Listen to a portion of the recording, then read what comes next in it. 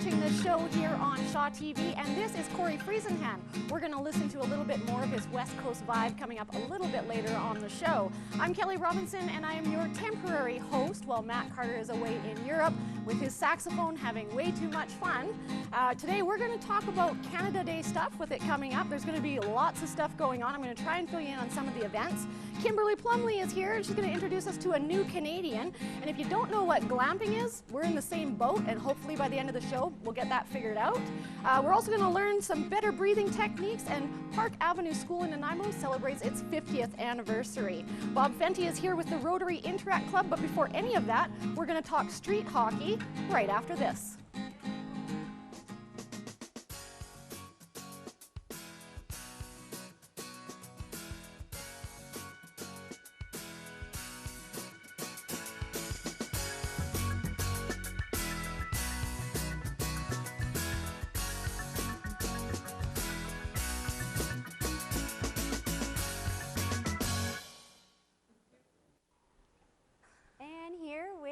TALI Campbell. Hi, TALI. It's nice to have you on the other side because he's a volunteer host here as well. So how are you? I'm great. How are you? Good, good, good. So you're here, you're going to be talking about the Youth Sticking Together, which is an event that you have planned, you've taken on. So tell us a little bit more about the history. Oh, and before we go on that, I should let everyone know that you needed to have adult mentors. So I'm one of them for the event planning part of it. So, which is, you've done a lot of work, and I'm very proud to be part of your event. So tell us a little bit of the history and how y'all got started with it. Well, back in 2008, it was two other John Barzi students, Jordan Roth and Jordan Mowat, who were taking on this event. And in 2009, grade 12 students, they got way too busy and their schedules were just hectic and they could not pull it off. For some crazy idea, I thought, let's do this. You know, it's hockey, it's Canadian, it's Canada sport, and let's do this. Let's break a world record. And lo and behold, you know, 2.5 years later now, this event has turned into what we like to call a world-class event. It's got charities on board. You know, we're raising money now, and it's a lot bigger than what we first thought it was going to be. Because what it was just a bunch of youth playing the longest hockey, breaking the Guinness Book of World Record, what is the record you're trying to break? The record we're trying to break is 105 hours and 17 minutes of continuous street hockey with only 40 youth players. And these are all youth from Nanaimo area, and you have all the players in place. Yes. Yay. Yes. Okay. And who broke the record, the previous record? A bunch of guys in Lethbridge. Okay. They basically just did it like we were going to do, just you know, guys come out and play hockey, and they did it. Before that was 30 hours, and they exceeded that by a lot. So then how did this event come with the charities and with concession and with sponsors and with everything else? How did that all come about? It all came apart, like we said, with adult mentors like yourself who came on board with the expertise and the knowledge of planning an event, and you know, they gave ideas, threw it around. We thought, you know, that'd be a great idea. Let's make this more than just a street hockey game. Let's make this huge, and let's get Nanaimo and our youth on the board. And you have a big sponsor. Who is that sponsor? Yes, we are very happy to have Save On Foods as our title sponsor of this event. They're great in the community, and they're always helping events. So now it's Save On Foods, Youth Sticking Together. Yeah, so Save On Foods, the longest hockey game presented by Youth Sticking Together. And some of the other sponsors? Yeah, we've got our away jersey sponsors, QPBC, our home jersey sponsors, the University Village Mall, VIU and Coastal Community Credit Union are doing our security sponsors, and First Capital Realty are doing our volunteer shirts. Good. And the charities. Now there is charities, so the money that is raised here goes to charities. So what are the charities that are involved? Yes, definitely. So people who donate money is going right to the charities. Our charities are Big Brothers Big Sisters of Central Vancouver Island, Crimson Coast Dance Society, and the Nanaimo Ball Hockey League. Oh, nice. And so is there a admission fee to come to this? Is that how the cost is? No, we'll have a donation bin down there. We'll be doing concession down at the event as well. But basically it's a free event. We want families to come down, enjoy the activities. We'll have main stage with people performing on it, and we want them to come enjoy Canada sport and help our youth beat this world record. Right, and location and dates and all that fun stuff? Yep, so we're doing it at the Nanaimo Curling Center lacrosse box right next door at 106 Wall Street. We start June 29th and we go continuous until July 3rd at 5:15 p.m. is the estimated time that will beat the record. Okay, so then anyone, the whole week, that whole time, people can come down because it's 24/7. You guys don't stop unless you have, like, I mean, I guess there's somewhere, I don't really know hockey. I know that sounds so bad. There's no intermissions. It's basically continuous. The teams will be in groups and they'll rotate, but it's continuous hockey. We're open 24/7, but our activities will take place from 9 a.m. to 9 p.m. But you're not going to have 20 players on each team out there the whole time. No, so there'll be 10 and 10. So yeah, they'll be in groups, and 9 a.m. to 9 p.m. is when we'll have our main stage going on, our bouncy castle, our concession, and all the activities happening. And so that's how the players have their food breaks and stuff. So I'm just thinking about nourishment and Yeah, stuff. exactly. Yes, yeah. Okay, good. Volunteers, you probably need volunteers. Yes, definitely. You know, we're doing a 24-hour event. We need volunteers to wake up our players, to help us run around, you know, do everything. And we need lots of volunteers. We're estimated about 200, and we're nowhere near that number yet. And we're needing the community to really come help us. And if they do, what's that website again? Yeah, definitely. Our website is www.youthstickingtogether.com. It has all the information on there for musicians to sign up, for sponsors, for volunteers. They can also send us an email, info@youthstickingtogether.com. So what kind of entertainment are we going to have there? We're going to have musicians. You know, we've got Vibe Dance Team coming in at one point. Braden Marshall, the band, Tom Hayward. We got, you know, all over, you know, all genres, all types, and it's just going to be lots of fun. It is. It sounds like a lot of fun, too. Thanks, Tali, for being here. And now we're going to go to Kim, and Kim's going to talk about glamping, and I'm very, very intrigued by that, Kim. Glamping is awesome. Oh, thank you. I'm not a hockey fan either, but I'm definitely going to come out and check out TALI, and thank you for that. Well, with our gas prices the way they are, we're having a bit of issue with getting out and about with our holidays this year. So we're having a bit of an idea about what we could do, and we were thinking about glamping, which is glamour plus camping. And I have Heather Powell. She's from River Bend Resort in Parksville, and she's going to talk to us a little bit more about glamping. Hello. Hi, Kim. How are you doing? I'm good. I'm good. So, glamping, what is it? Basically, it is glamour camping, and you want to have something that's no hassle. You don't have to plan for 3 weeks to get out there and start camping. You don't have to pack the car full of, you know, crazy camping gear, and you don't have to put up with a ton of bugs. And you don't have to sleep with them anyways. There you so, go. yeah, so you're looking at something that has a lot of exciting accommodation. So anything from teepees and tents to Mongolian yurts. Wow. Yeah, so it's a lot of fun. It's definitely a unique adventure that you're going to have, a neat nature experience, and sometimes we want to have those experiences that remind us of our own childhood, but you know, we're in such a rush in today's lifestyle that we do something a little bit more upscale, you know, get a really good night's sleep. Yeah, exactly. None of those cold hard, you know, ground rocks fitting into your back. So it's really about that. It's about the experience of nature and enjoying you know, a superior accommodation. But you're still camping, you still get the experience, you get to have still all that. camping, But just a little, bringing it up a notch. Absolutely. You know, you're in, say for example, in a yurt. If we just use a yurt, because we do have yurts, and in a yurt, you know, you get to sleep in this fabulous feather bed, and you get to at nighttime look up through this huge dome, and you can see the stars out the dome. You can hear the rain patter on the roof of the yurt. I mean, it's such a great experience. Wow. Yeah, it's fun. So what is a yurt? Like, is it a tent? Is it an RV? What is a yurt? So a yurt actually comes from Mongolia, and the nomadic people, they had yurts instead of what we have here as a traditional teepee. Right. And what it is basically, you can get different sizes. You can get a 12-foot all the way up to a 32-foot circular diameter of a yurt. And basically they have 8-foot high sides, and then they peak up to about 18 feet. So it's comfort plus a little bit Absolutely. tent-like. Okay, Yeah, good. So it works for all sorts of the families, those who are like hardcore camping and those who like a little bit of the glamour camping. Absolutely. All right. So so you can use a tent, an RV, anything, right? You can use it with whatever you need it to be. Absolutely. The important thing is that you're having fun, that it's really, really simple, that it's hassle-free, and that, you know, you're getting out there to enjoy nature and have a new adventure, a new experience, you know, something like that that is unique. Right. So we brought some props here, so it just gives you a bit of an idea. We always bring a nice tablecloth, some flowers, just, making it a little more fun and a little more upscale. Oh, absolutely. And I mean, you can see here we've got these London fog marshmallows, you know, so they're kind of a deluxe marshmallow. Yeah. We always have, you know, something still with bugs and things. We still have like a nice citronella candle, and you know, quite often we have, you know, upscale bug-free, DEET-free, whatever, and good bug spray. We always need that. So when we're going out and glamping, we're going to go beyond hot dogs. What are we going to do? Okay, so one of the most important things to do when you're glamping is preparation ahead of time. I have ideas. Yeah, there we go. So preparation ahead of time is really important. A lot of times you can, I freeze packages. Okay. You know, so I'll put like all my meats into a tin foil package like this. I'll put on my favorite dressings or my favorite marinades. Right, you just put things in? Yeah, and I just drop them in, and you know, you can And throw. you put them on a grill like this, right? Yeah, you can put them on a grill or an open campfire flame too. Like Right. a lot of the different places where you go glamping now, they actually have everything available for you.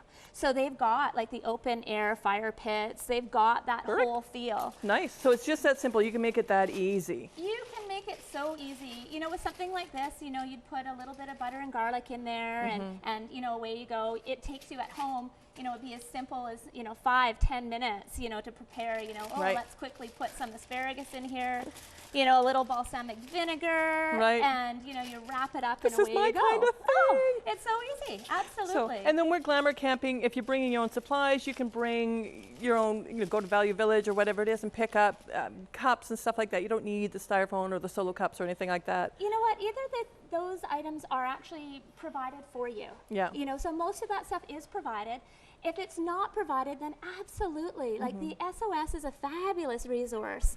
Any of the thrift stores are wonderful resources for anything like that that's camping. They've got wonderful This is fantastic. pots and pans and cups, whatever you could possibly I need. am so doing this for the holidays this year with my kids. We're going to go and have some quirky fun. And I bet you Kelly and her sisters are probably going to go and play a little bit too. I think you're a glamping kind of gal, Kelly. You know what? You got me pegged. Yeah. But you know what? I'm actually I'm an old-fashioned camper too. The tent, the dirt. Okay, so we it's could put not a so tent bad. beside the yurt for you. Yeah, but I love this. The pre-making food, I'm all about that, for sure.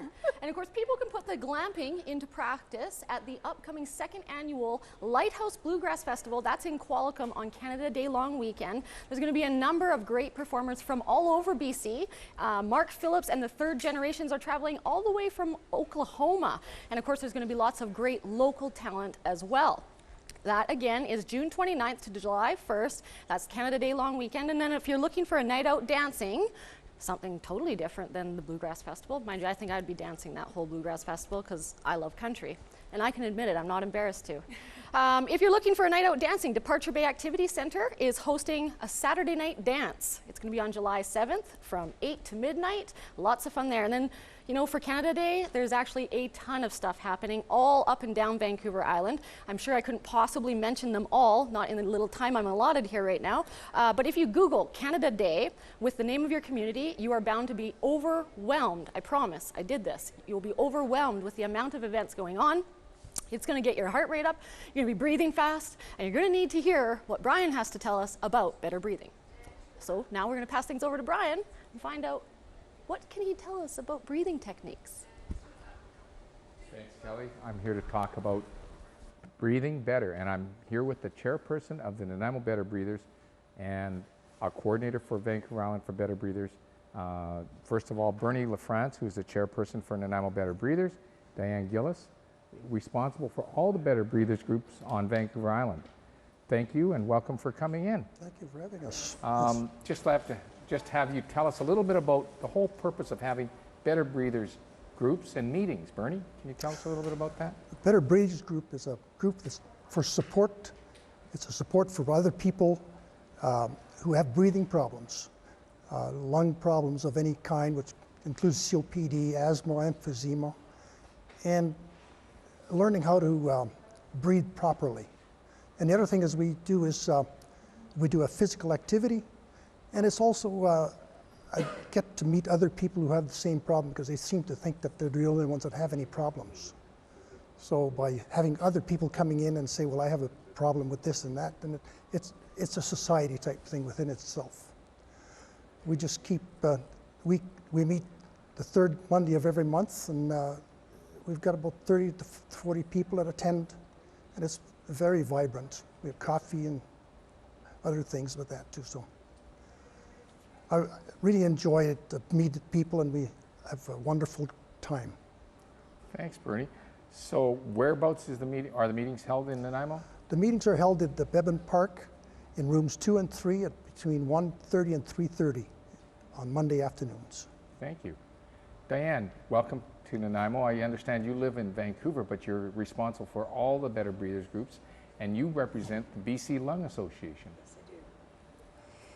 The Lung Association has a mandate to do what it can to ensure better breathing for all.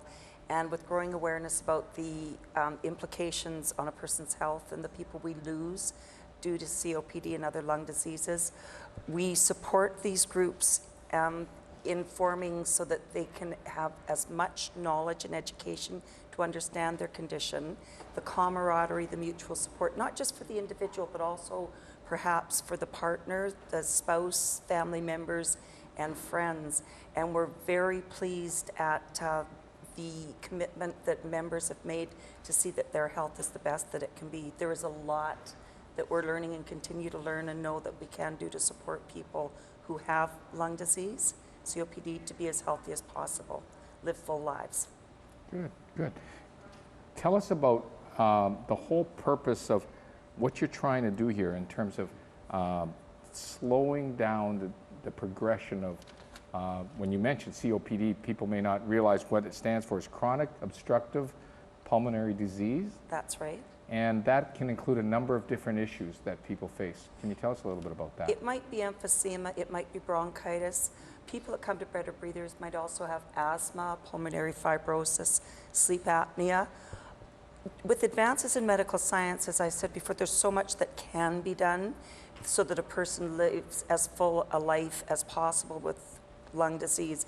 But some people, when they get the diagnosis, they might remember a family member years ago and what that meant. So what we try to do is to bring them in. Knowledge is strength, so they understand, how do my lungs work, how are they working differently, what can I do and what can be done. It's quite striking sometimes how people don't really understand what the changes are and the opportunities available, whether it be exercise, that we slowly work them back, or even some of the medications I've got on the table here. If you were to pick up a device like this, you know, just a simple thing such as loading it and tipping it over, a person may not realize they've unloaded the dose. In other words, they're not getting it. They may not understand the full benefit of the medication. Understanding that when flu season comes, there are things that you can do as well as get the flu shot to reduce your chances. So keeping the folks, getting them to the healthiest point possible, maintaining that health, and preventing the flare-ups that are a hallmark of COPD. Good. Bernie, can you tell us about the quality of life? And there's a number of issues facing people who have breathing issues. And you mentioned them to me about what some of the environmental issues are for your members. Some of the environmental issues are smoking, people who have secondhand smoke, and perfumes. We can't attend any public functions that have, because of these issues of smells, because they bother our breathing so much that we just are not able to attend. And the other thing that we have going on the island here is the smoke from house, smoke from burning wood burning stoves. That is a really bad issue. If you have the new stoves, that you put out 3% of the emissions that the old stoves put out 95% emissions. So there's a lot of issues. There are a lot of issues, yes. Great. There's a number of questions people may have, so they can contact you at your email address, or Diane, you through the BC Lung Association. We've got the websites here, and they're listed on the screen. So if you have any further questions or want to attend the Better Breathers meetings, contact Bernie and get all the information. And I'll turn it back over after a break, back to Cory Friesenhan with some more music. Thank you. Thank you. Thank you. Hi, I'm Robert Davison from Top Shelf Feeds, inviting you to watch Top Shelf Feeds Pet Tales, only on Shaw TV. An entertaining look into the world of pets and animals, whether furry, hairless, feathered, or even scaled. We cover them all. Tune in for tips on how to care for your animals or fall in love with the SPCA pet. Featured on every episode of Top Shelf Feeds Pet Tales, only on Shaw TV. Hi, I'm Rob O's. And I'm Andrew McLean, and we're O's and McLean at Royal LePage. We invite you to watch O's and McLean's Two Men and Their Fishing Rods, only on Shaw TV.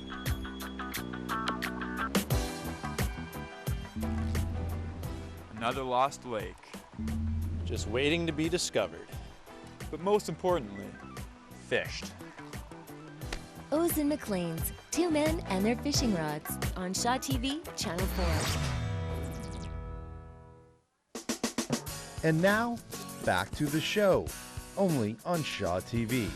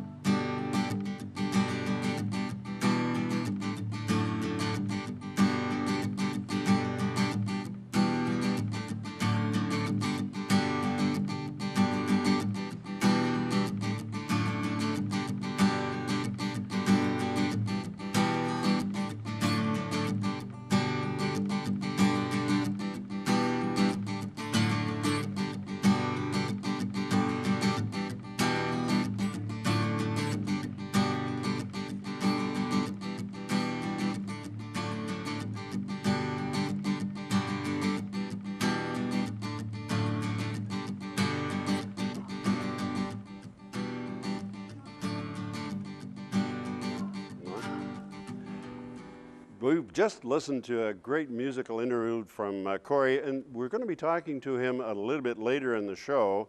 But today, I'd like to welcome two young ladies to our show from the Interact Rotary Club.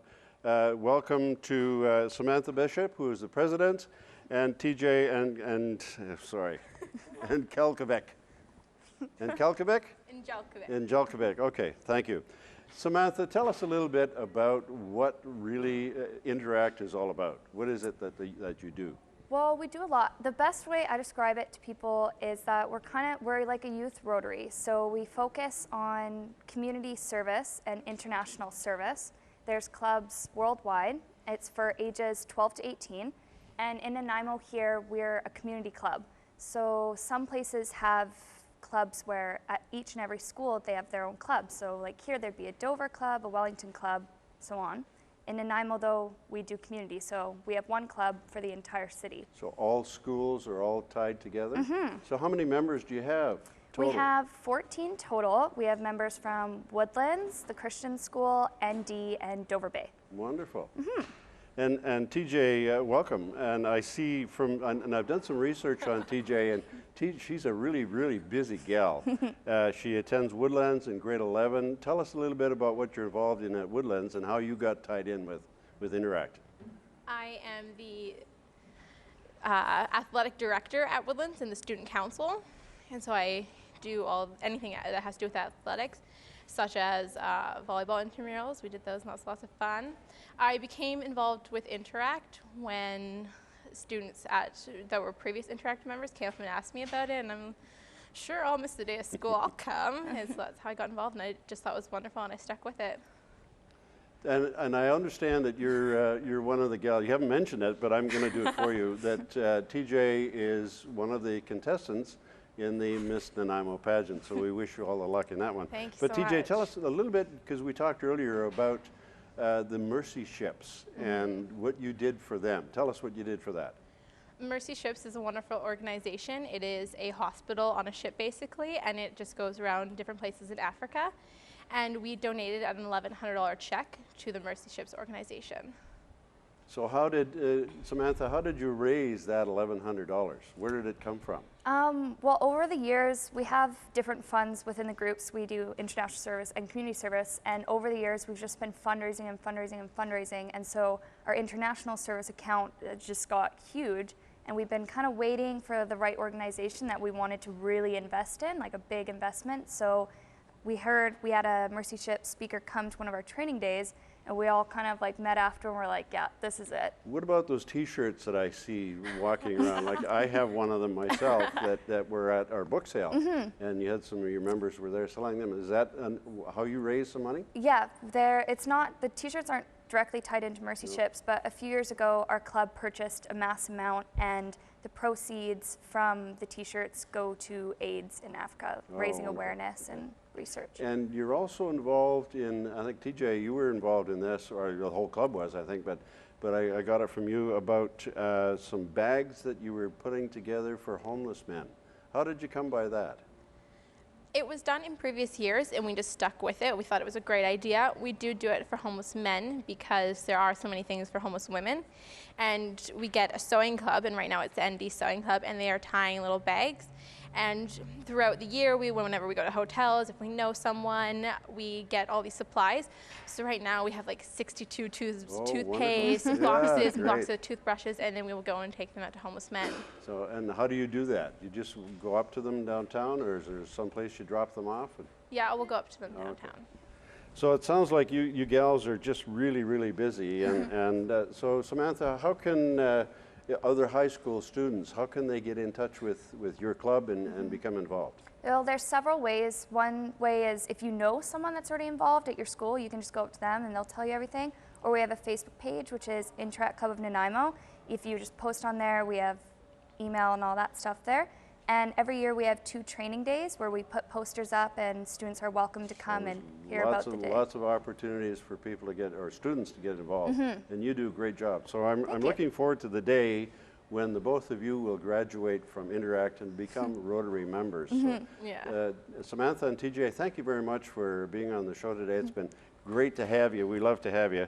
And now let's go over to, from these 2 young active gals, let's go over to Kelly, who I think has got some more about youth programs. Kelly, let's see what you got. Thanks, Bob, and thanks, ladies. That sounds like a great program. You know, youth programs are so important to show kids what they can do, what they're capable of, and they're just awesome.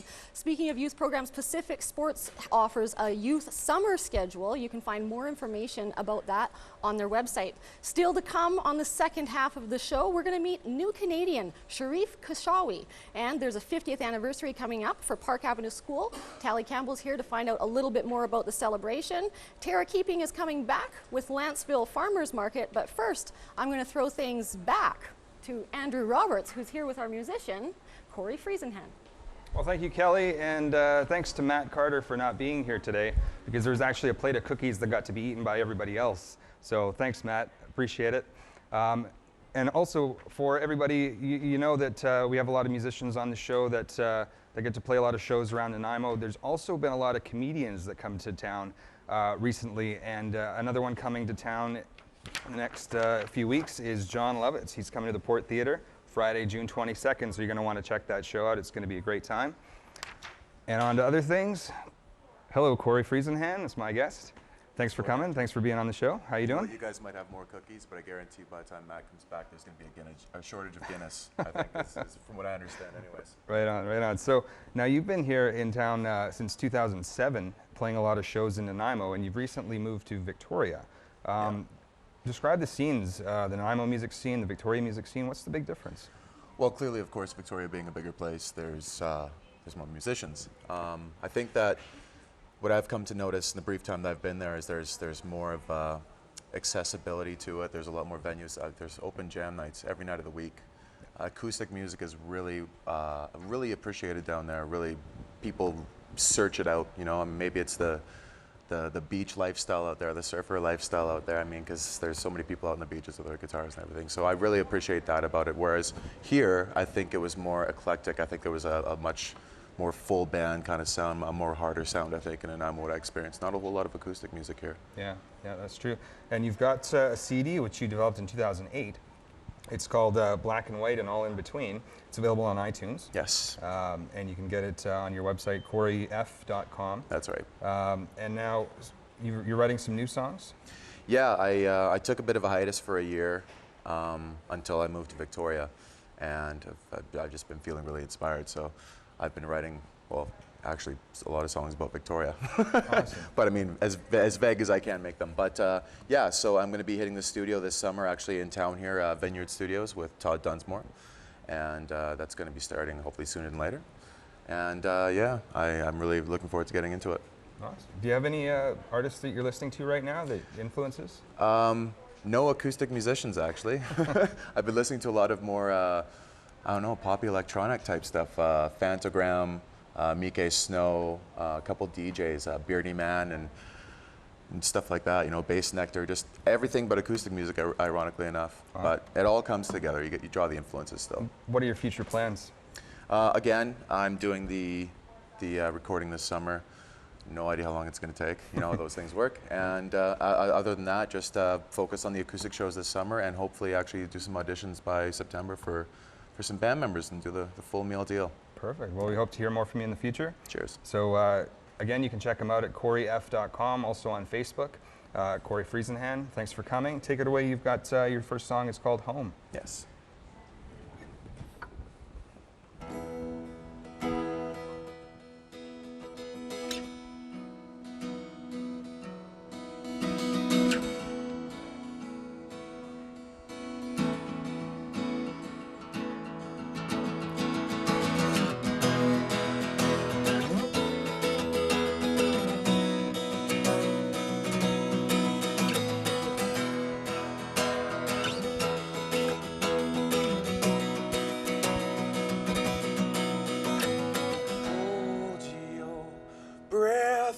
Lay your head down.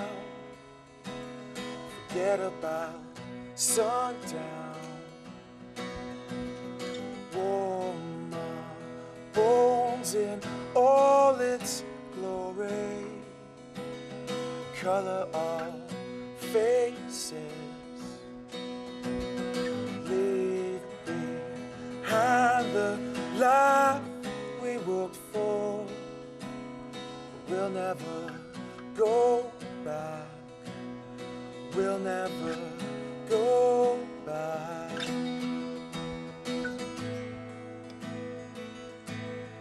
We'll never go back.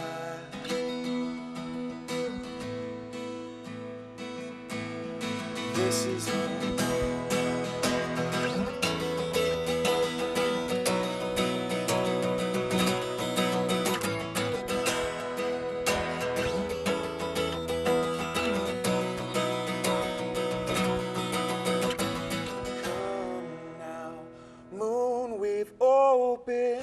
Waiting, a delicate moment. Stoke the flames and dance united, hailing the ocean. Maybe soon we'll speak of days of old. We'll never go back. We'll never go back. We'll never go. So don't be waiting.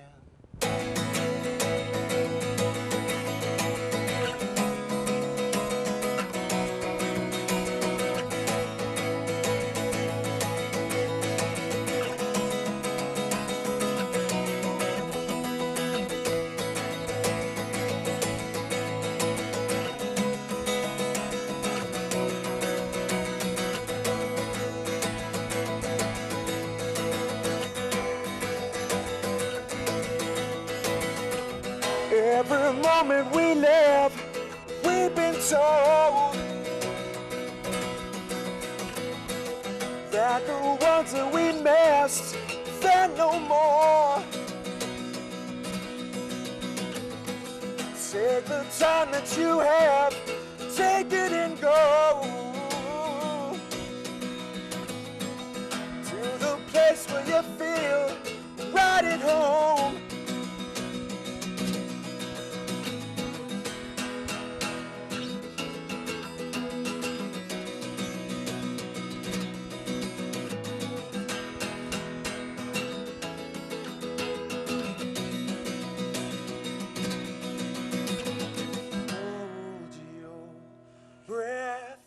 Let your head down.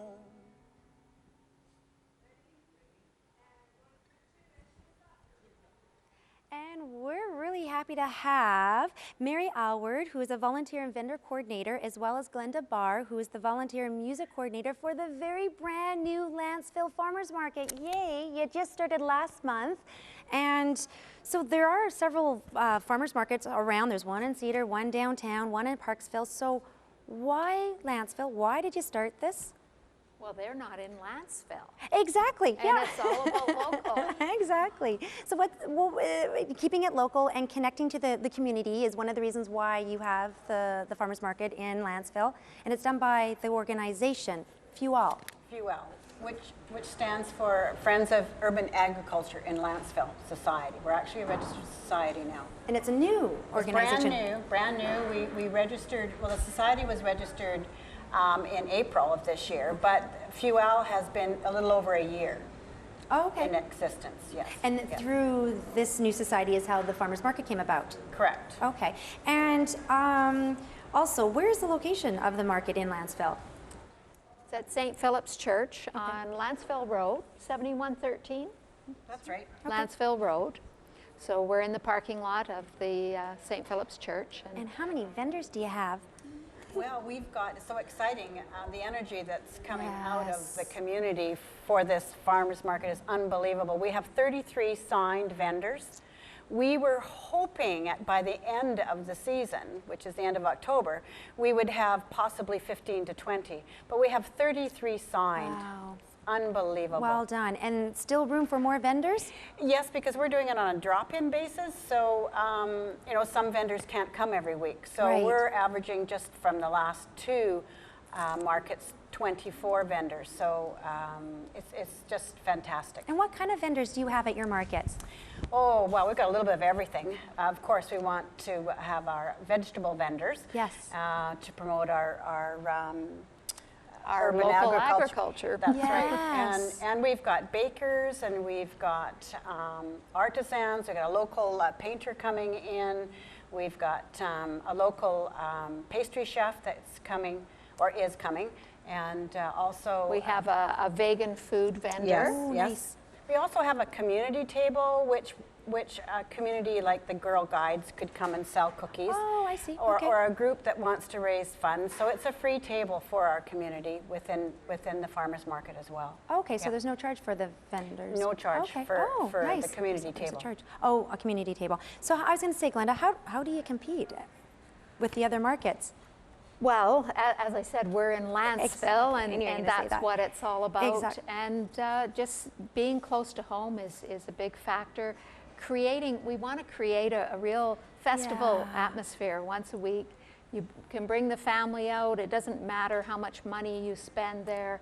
You're out there to enjoy the community, connect with the community. We're also there to support people doing business in Lantzville more, to get them reacquainted with Lantzville instead of doing all their business in Nanaimo. Because a lot of Lantzville people do, don't they? Go to, you live in Lantzville, but you do a lot of business in Nanaimo. So they go to the malls, but we have a lot of businesses in Lantzville who could use a little help, and we'll get people used to dealing with Lantzville. And of course, there's the wonderful connection with friends and neighbors when you come out to the market. And because Lantzville has been on the hot seat, as we know, for agriculture, so in the last year, so this is nice. This is positive. Rekindled Lantzville spirit. Yes. Yeah.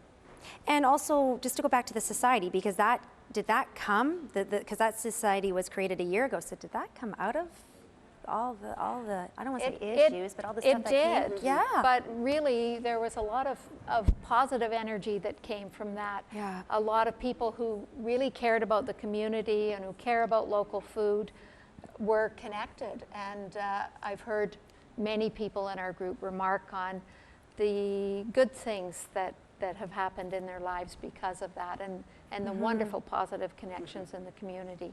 Well, I just want to say on a personal note that when I was living in Montreal last year, that I actually wrote a letter to the editor in regards to Lantzville and the agriculture and Compassion Farm and all that, and it was in the paper. I think it was the Daily News. Not that I think it was the Daily News. So, and I know there's so many people that in Sri Lanka, and it actually reached a lot of people. So, and look what came out of it, a farmers market. So how cool is that? And not only that, there's also the education of local food and growing, right, Mary? Exactly. FUEL, we have Maven workshop on composting manure, so people aren't so in fear of composting manure, horse manure, and so we need to replenish our gardens so we can keep growing healthy vegetables for everybody. So, and we want that to be safe. Yes. So we have people who have taken training so they can deliver these workshops, and we can tell people how to do it safely. We are just running out of time. We can talk all day about this because this is a really good, topic here. So more information, www.fuel.ca. Thanks so much, ladies, for being here. Now we're going to go back to Kim because Canada Day is right around the corner, and she's talking to a new Canadian about our nation's birthday. Happy Canada Day. Thanks so much, Tara. Well, Canada Day is just around the corner, and it's a great time to celebrate all things Canadian, and more people are immigrating to our lovely, lovely country, and they're starting new lives with new goals, new beginnings, and they're coming to Vancouver Island too, and who can blame them, really? And today I'm joined by SHARIF KISHAWI, and SHARIF is here today to talk about his experience in Canada and some of the great things this country offers to newcomers. Welcome, SHARIF. How are you? I'm fine. How are you? I'm good. I'm so excited you're here. How long have you been in Canada? I've been in Canada since a year ago. 1 year. So now, last year you came just around Canada Day? Yes, I've attended one Canada Day before. It was on last July, and now we're preparing for the second one. So you're getting all Canadian this year? Yes, exactly. Awesome. So where are you from, SHARIF? I'm from Palestine. Right, and you were saying from the Gaza Strip? Yeah, from Gaza Strip. Holy man, what a change. Yeah, there's a lot of change from between here, Gaza, and here actually. The situation there is very bad, but here is a little bit right. better. And you came over not by yourself, you came with your wife and your children. Of course. I came with my small family, my wife and 3 daughters. Right, and they're in elementary school, and that's a big change for them too, isn't it? Yeah, it is. Actually, when they came here, they can't imagine that there's a place on earth as safe and beautiful like this, and they enjoy it very much. But at the beginning, we suffered some because of the adjusting into the new society, into the new place, because we left our big family in Gaza and came here suddenly, and we don't know almost anybody here. So it took a while for us to adjust to the situation. Right. So you're settled in now? Yeah, now I'm settled in. So you were with the Multicultural Center. They helped out a lot too, didn't they? Yeah, of course. They receive us and they give us instructions on what to do exactly in Canada, and they introduce us actually to the culture, which is the most important thing, because there's a difference in cultures. So they receive us very well. And how did you decide on Vancouver Island? Actually, when I planned to come to Canada, when I've been approved as permanent resident to Canada, I started looking for an education, to have a Canadian education. So I've got an approval from the VIU, Vancouver Island University. So I registered, and I'm now studying Master of Business Administration. So because of this, I came here to the island. Besides, it's a very beautiful place, actually, one of the best in Canada. It is, I agree. Yes. How's the rain for you? Oh, the rain is actually unusual for us, but we cope with that. Do you? Good. You get your rubber boots, the kids are dealing. So you're studying at VIU and you're doing the whole student thing, and how's that? It's probably really good to be involved in the students, so you get more of the culture, right? Actually, after 14 years of non-studying, I was working in my country, and now I returned back as a student and father at the same time. So me and my daughters are students also, so we are all studying because we have an objective here. We have to study, we have to learn more because it's our future. So we're coming up into Canada Day, and I just wanted people to think, like, what are we taking for granted as, we've been born in Canada? What should we think? Wow, are we ever lucky? What do you think that we should sort of open our eyes to and say, wow? What I see here is the most important thing is the beautiful nature that you have, the beautiful weather, which is the best in Canada, the scenery of the mountains, of the green landscape. So this is a very beautiful thing that you should focus on and try to enjoy as much as you can. And as we say, we're also very safe. It's a different place from where you came from. Yeah, it is, exactly. At least unlike my country, the political situation is not stable, but here it's very safe, very stable. Right. So, and it's hard to be away from your family, but at least you have some other things that are really balancing that out for you. Yes. That's good. So what are your family going to do to celebrate Canada Day this year? Actually, we attended the Canada Day before, so no, this time will be different because my kids are preparing for that, preparing their colorful suits and the dress to put on, and of course we'll go to the park to celebrate. They will have the paint on their faces and. Oh, that's so fun! At Matthew Sutton Park, you're going to be there with the Multicultural Center. Yeah, of course. I appreciate this so much, Sharif, and I'm glad you're here to celebrate Canada's birthday with us. Thank you. And we'll probably meet you up at one of the celebrations. Yeah, we'll see you there. It's going to be a lot of fun. And we're going to go head over and talk to Mr. TALI. And TALI's going to be chatting a little bit about, the Park Avenue School and their 50th anniversary. Thank you, Kim. Thanks. In 1962, a little school in South Nanaimo by the name of Park Avenue Elementary opened its doors, and now almost 50 years later, they're ready to celebrate. I have the pleasure to be joined by KARINA YOUNK, the principal of Park Avenue. Welcome. Wow, 50 years. Ms. Young, can you give a brief history on the school? I can give you a little history, but I'd like to step back just a little bit further because there was actually a school. It was called the Little Red Schoolhouse or South Harewood School on the site in the 1920s. So that school was the first one, and then now Park Avenue started in 1962. In 1962, the head teacher, Margaret Brusk, was handed a key as an honorary opening ceremony, and 25 years later, for the 25th anniversary, she passed that key on. And we're looking forward to being able to pass it on a little bit further. And how many rooms was there again? It started out as 3, and now it's actually had 8 additions over its time. So in the 50 years, it's just gone from 3 then to 1 more and then 3 more, and then they added the gym and lots of little additions here and there. Wow. What are you guys doing to celebrate? Well, we start out on October 26th with a pancake breakfast, and that is put on by the Knights of Columbus. They're a great supporter for our event.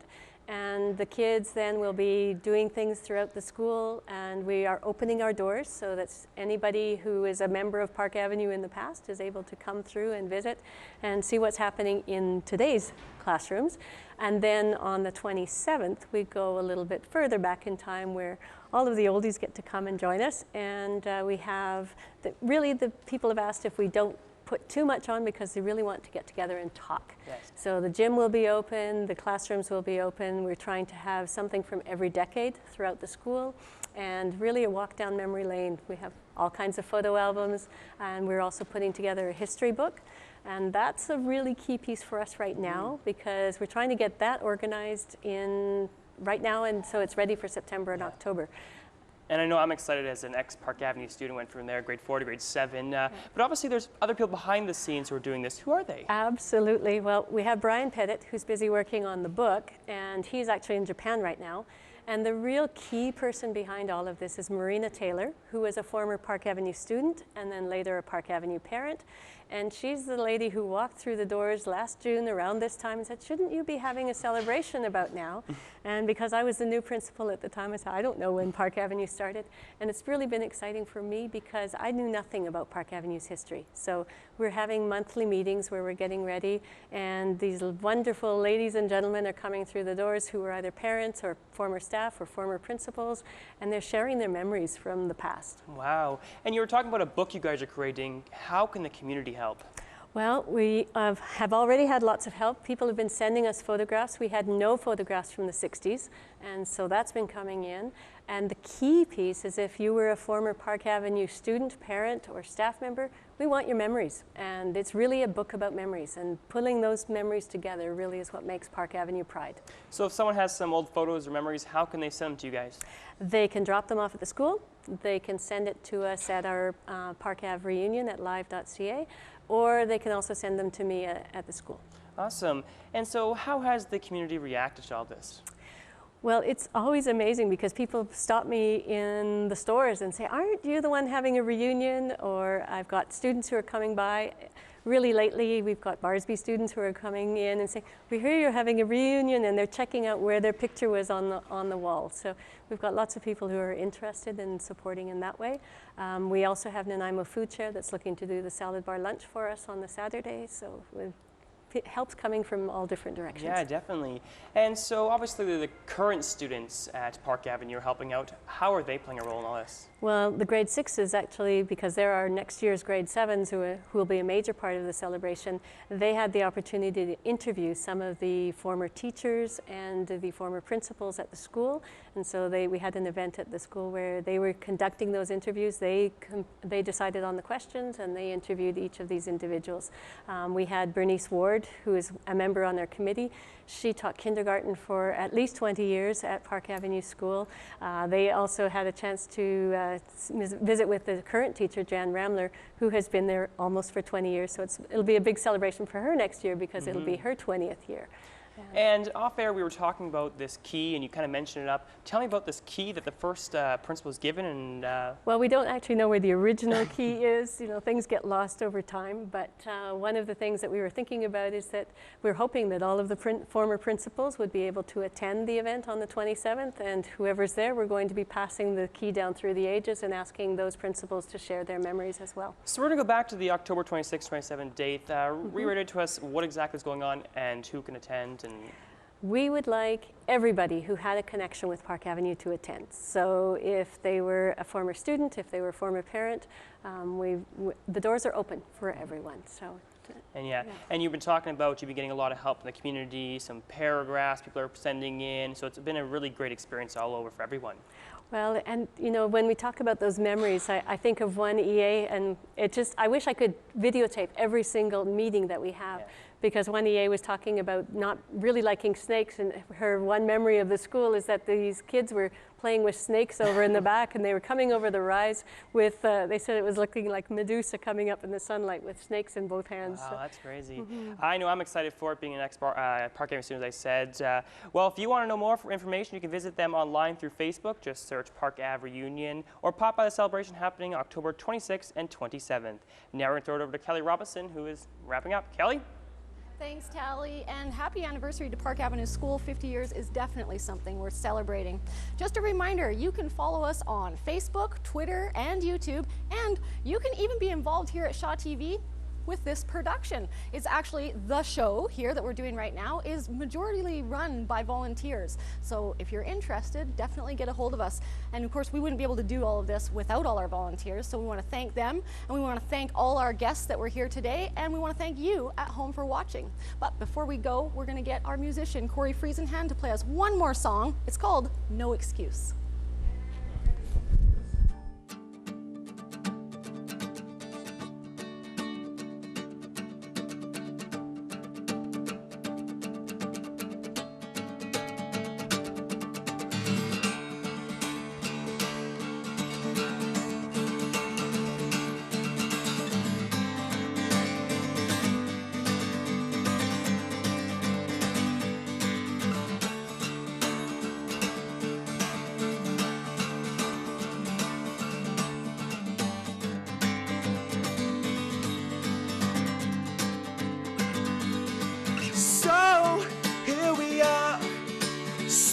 How easily we belong.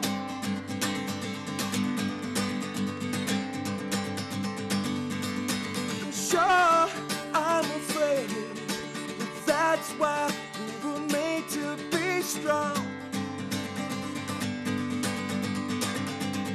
But what do we do?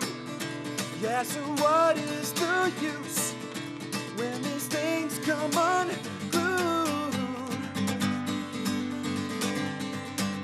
All of these plans fall apart in our hands. There's no excuse, just a miscue.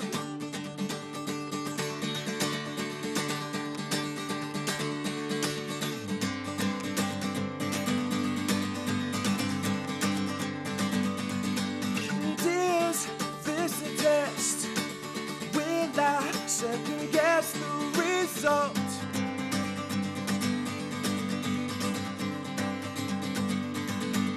Just soldier on, any less will be an insult. But what do we do Yes, what is the use when these things come unglued? Yeah, when all of these plans fall apart in our hands, there's no excuse.